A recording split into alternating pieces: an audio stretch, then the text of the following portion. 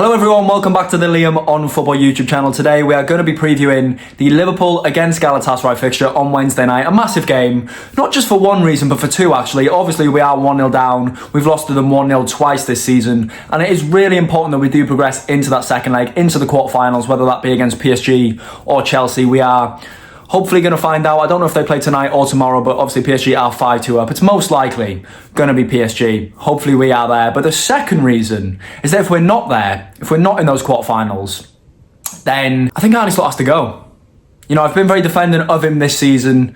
I think that Spurs game, which I didn't actually make a video on YouTube anyway, it was really disappointing, wasn't it? I think that was probably the final straw for me. I am now more on the side of the Arne Slot.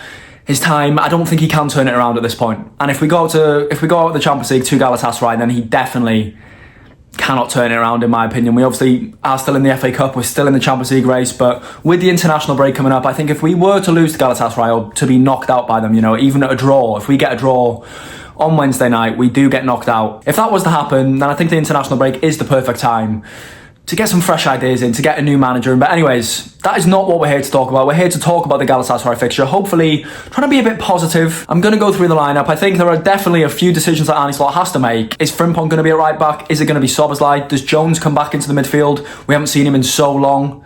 Does McAllister get a start again for about the 8th, 9th time in a row after so many poor consecutive performances? We are going to get into all those things. Obviously, the massive question mark at left wing as well. Will it be Rio Ngamoa? Will it be Cody Gakpo? We're going to get into all those things, but let's start with the goalkeeper. In goal, I think it has to be Alisson, doesn't it? Mamardashvili did have a really good game against Galatasaray last week, but you do want to play your best players when they are available. Alisson is a better goalkeeper than Mamardashvili, so he goes in for me. I think that's a very obvious choice, as is the two centre-backs, you know, Virgil van Dijk and Ibu Konate. I think Joe Gomez is actually a fitness doubt for this one. He wasn't in training, I'm pretty sure. He wasn't spotted in the open training session today anyway. Konate had a really poor game in Turkey last week, one of his worst of the season actually, which I was very surprised at because he has been so good since he came back into the team after the unfortunate passing of his father. Since, you know, he comes into that team at the back end of January, wasn't it, where he plays Newcastle, Sunderland, Forest, City, really good games in them all, Brighton, West Ham. And yeah, in Turkey last week he had a really, really poor game. I thought Osimhen bullied him completely, but he will be looking to get one back, and I think that centre-back partnership that we've seen so many times this season has to start again. At left-back, I think it's another obvious one. Milos Kerkez comes back in. He didn't play at all against Spurs, which I was really, really surprised about. You know, I do like that connection that Robertson and Ngamoa do have with each other, and we are going to get onto that when I talk about the left winger as well. I do like that connection I have. So when Rio does start on the left wing, I completely understand Robertson starting the left back. But I thought when that game completely opened up against Tottenham in the sort of last half an hour, 20 minutes, there were so many tired legs on the pitch. Robertson actually ends up being at fault for the goal, doesn't he, really? There were a few players you could blame, but Robertson was the initial mistake. I thought Milos Kerkez should have come on. You know, he's someone that provides energy, provides intensity, and that is definitely what we're going to need in this game, I believe, and you're going to see this across the whole lineup. We need to be getting in Galatasaray's faces, get at them. There's going to be 60,000, at least 60,000 at Anfield on a European night. We know the sort of atmosphere that can be created, and we need to put all of our most intense presses into the team. Kerkez is, of course, that. But then at right back, like I said, Joe Gomez won't be available. So the only options are, do you go Szoboszlai right back again, or do you go with Jeremy Frimpong at right back? He played right wing against Spurs, didn't he? I think that experiment does need to stop now, to be honest. I don't think he's shown too much when starting games on the right wing. I think he's exceptional at coming off the bench on the right wing, because of his pace, the energy that he can add to games. When we're chasing games, he offers something completely different to what Salah offers, doesn't he? And most of the time when we are chasing the game, we do have possession really high of the pitch. You can just get Frimpong on the right wing really high and get him to the byline, which is probably his biggest strength. But I do want to see him at right back in this game. I do want him to start at right back. I don't want Szoboszlai at right back. The issue that we have with Szoboszlai at right back, I think Szoboszlai is our best right back, and he has been for the whole season, but the massive issue that we have, and that we have been seeing, is that when he does play right back, we miss him so much in midfield. We miss that intensity. And like I said, that is something that we're going to be needing in this game. I think Galatasaray, I mentioned before, didn't I? There are a lot of old players, experienced team. But I think if we get in their faces, if we make this a game of just being dogs, you know, that's what we need. That's what we've missed in recent weeks. to go through, we are going to need to get in their faces, and I want to see Frimpong at right back, I want to see Kirk as a left back, I want to see Szoboszlai in midfield, playing your best players in their best positions. Two centre midfielders, there's a lot of options. Well, you could go with 4 options, couldn't you? You could look at Gravenberch starting there, Curtis Jones, McAllister or Szoboszlai. I think Gravenberch will start. Gravenberch does need a rest at some point. There is absolutely no denying that. I don't think this is the game where he does get a rest, though. I think he's extremely good. I don't think he'll get a rest against Brighton either, because he's extremely good in these European games against teams that press as high, which is why I don't think he'll get a rest against Brighton. He had a really good performance against Brighton last time that we played them, because when teams press man-to-man, when teams press high, you need that bit of individual quality. Gravenberch's ability on the half-turn is incredible.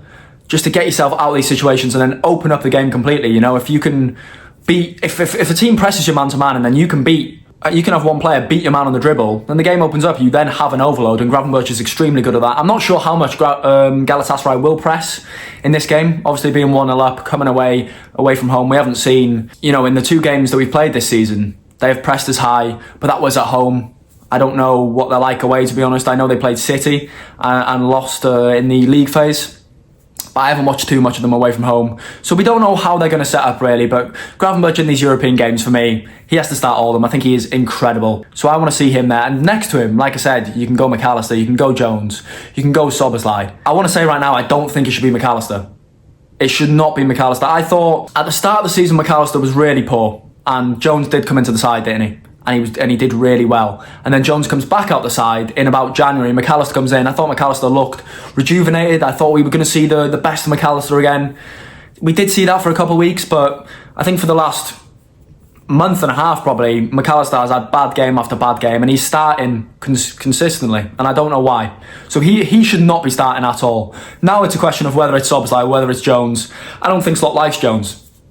Excuse me, I don't know why he doesn't like Jones. There's clearly been a falling out in that Burnley game, or maybe something else behind the scenes. I'm pretty sure after one of the Champions League games, it was after PSV actually, I think, Jones comes out, that's resurfaced recently, that interview. Jones comes out and talks about how we need to be dogs and how we need to get in people's faces. So he would actually be a really good player for this game, but because I don't think Slot trusts him at all and he won't put him in the side, I don't think there's a point in even me putting Jones in the midfield. So I'm going to say that Szoboszlai partners Gravenberch in midfield, again, provides that energy, provides that intensity. Let's get in their faces. And yeah, that is my midfield pivot. On to the number 10 position now, probably the last straightforward pick in the team, I think, because I'm really interested. Do let me know in the comments, by the way, what team you would like to see for Galatasaray, especially the forward line, because I'm really interested to see what everyone thinks in that regard, because there's a lot of different options again. You know, you could go with Szoboszlai at right back, and then you could go Frimpong on the right wing again. That's not something that I want to see. You could go Rio and Gamora on the left, Gakpo on the left. You could go Ekitike up front. You could go Gakpo up front.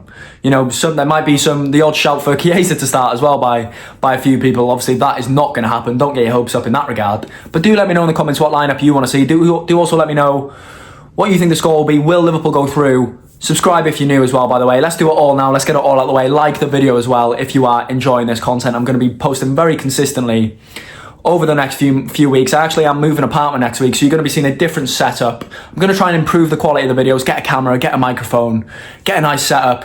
Everything is going to improve, so do subscribe and do like the video. But anyways, on to the number 10 position. I feel like very straightforward, isn't it? Florian Wirtz will start. I thought he had a really poor game in Turkey last week against Galatasaray. Did just come back from injury though, so you of course have to give him the benefit of the doubt. Didn't think he did too well against Spurs either. I thought he was one of our better players, but I don't think that was difficult. So for me, Wirtz does start in the number 10 position. We're probably going to move on swiftly from that, because there's not too much of a talking point, is there, in that regard? On the right wing, for me, there's no talking point either. Mo Salah comes back into the side. Again, like I said, you could go Frimpong on the right wing. I don't want to see that. And then there is pretty much no other option then, is there? Mo Salah comes back into the side for me. I thought he looked really sharp coming off the bench against Spurs. Hopefully got his confidence up a bit, because he did struggle in Turkey last week, obviously, didn't he? Got subbed off after 60 minutes, I think it was, which is probably one of the first times we've ever seen that in a game, in a Champions League game especially, where we are chasing the game, we need a goal, and Mo Salah's been brought off so early in the game. He obviously wouldn't have been happy with that, and hopefully he can put it right. Hopefully he can get on the score sheet like he did in the previous couple of games against Wolves twice. So yeah, Mo Salah's on the right wing for me. Now we get into the juicy bits. Now we get into the important parts. Is it Cody Gakpo on the left? Is it Rio Ngamoa on the left? Is it Cody Gakpo up front? Or is it Hugo Ekitike up front? And I think there's probably two different versions of this lineup, isn't there? There's probably one that we all want to see, and there's probably one that Arne Slot will go with. I'm going to put it out there right now. I think Arne Slot's going to go with Cody Gakpo on the left and Hugo Ekitike up front. I think that is what we will see against Galatasaray tomorrow. I actually think this will be the exact lineup that I've put out here, that you can see hopefully on the screen again. Hopefully I can do a bit of an editing job here. This is the exact lineup that I think we will see. I think it's very likely that we do see it. Is it the lineup that we want to see? I don't think it is. I think Rio Ngamoa does need to start this game, doesn't he? He was incredible against Spurs. He was incredible against Wolves. His last two starts. His two only real starts of the season, wasn't it? Against Wolves and Spurs. Playing in a full Liverpool team, a full strength Liverpool team. Well, the majority of the team anyway. You know, you look at games like Accrington Stanley last season, or Palace or Southampton this season. He's come into the team and he hasn't really been platformed to perform that well because he's in the team with a bunch of other rotated players. But against Wolves, against Spurs, we saw him in the full team and we saw exactly everything that he's about. Gets the fans off their feet. And again, that is something we're going to need. Players that can lift the atmosphere. We're going to need players that are direct, get out their man. And Ngamoa will do exactly that. He was incredible against Spurs. 7 dribbles out of 7, I'm pretty sure, completed. Which is something that I don't think we've seen in the Premier League this season. And it's a 17-year-old. It's crazy how a 17-year-old is our bravest player on the pitch. Probably our best player on the pitch. Like I said, he's been player of the match in the last 2 matches. For me, he has to start. I do see the point of view of starting Gakpo and then bringing Rio on, you know, maybe hopefully by half-time, by the 60th minute, we are ahead in the game and it's level on aggregate at least. And then for that last half an hour, you can bring Rio on for the boost to really get us over the line. You know, that is a scenario, that is a viewpoint that I completely understand. For me, it does have to be Rio starting on the left wing, but I think it will be Cody Gakpo. But I think striker, there's a real debate to be had. I'm not sure Ekitike's recent performances do warrant a guaranteed start. You know, a lot of people say just throw Ekitike back in there. Of course, he's had 2 rests now. He had a rest last week. Was it in the Cup against Wolves? I think it was. And then he had a rest against Spurs as well. So he will definitely start this game. He will. Like I said, that will be the team that I put on the screen a minute ago. That will be the team that will start, in my opinion. But I think Cody Gakpo's been really good centrally. I think Cody Gakpo is at his best when playing centrally. And I would like to see it a lot more. I thought he had a really good game against Spurs. He comes in, he links up play well. He combines with the attack as well. He's probably a cleaner striker of the ball in terms of the attackers. Obviously, Szoboszlai is a cleaner striker of the ball than him. But, you know, you see that one where he hits the post in the first half. I was about to say Richarlison then. Vicario tips it onto the post, but it was going in the bottom corner. He's got a good shot on him. He's good in the air. You know, he's better in the air than Ekitike. He pins defenders better than Ekitike. I think he presses better than Ekitike, which again, how many times have I said it in this video? We are going to need. I think there's a lot of aspects of Gakpo's game when he plays centrally that is better than Ekitike.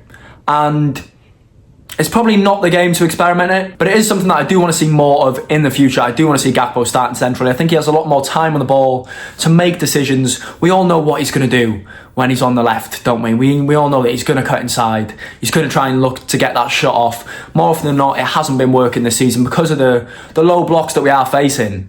There's no room to get shot off. There's no room to cut inside. You know, there's no space at all. He hasn't been particularly good at linking up with his fullback either, has he? But when he is central, and we do get those transition opportunities, and we saw it against Spurs, we saw it against Wolves. Our first 2 goals against Wolves in the FA Cup come from Gakpo driving forward with the ball. He had a couple chances that he created. You know, a few Trivela balls out to Salah in that second half. I think Gakpo is really good centrally. I would like to see him start. I wouldn't mind seeing him a front 3 of Salah, Rio Ngamoa and Cody Gakpo. That is a point that I do want to touch on again, by the way. I said I'd come back to the Robertson point. I think when Rio Ngamoa does start, Robertson does have to be behind him. So if Rio does start this game, I would start Robertson. But because Kirk has got that full rest, I think it makes sense. Kirk has got the full rest. Ekitike got the full rest. It's going to be Cody Gakpo on the left. It's going to be Kirk's left back. And it's going to be Hugo Ekitike up front. So that is my lineup. In terms of a score prediction, I'm not confident at all, to be honest. Just like I'm not confident for the Brighton game on the weekend. I hope Liverpool are going to go through. I'm going to have to be optimistic, like I've been saying in my first couple of YouTube videos that I have been posting. You have to be slightly delusional. I don't think saying that we are going to beat Galatasaray is delusional. I'm going to go with 2-1 Liverpool and the game goes to extra time. I'm not sure what's going to happen from there. Let's say 2-1 Liverpool and we end up winning 3-1 after extra time. A winner from Rio Ngamoa, why not? A late Rio Ngamoa winner coming off the bench, making an impact, cementing himself in this starting 11 now. Obviously, he can't start every single game. We know that his body is still growing, he's still developing as a player. But he needs to be starting more games, and I think from now to the end of the season, hopefully we do see that. Let me know in the comments what you think the score is going to be. Are you confident? Do you want Arne Slot to stay? All of these things. If we go out, what should happen to Arne Slot? Let me know in the comments. Subscribe if you are new, like if you have enjoyed the video. I'm going to be posting a lot more, like I said. Thank you for watching. Up the Reds, and I will see you again very soon.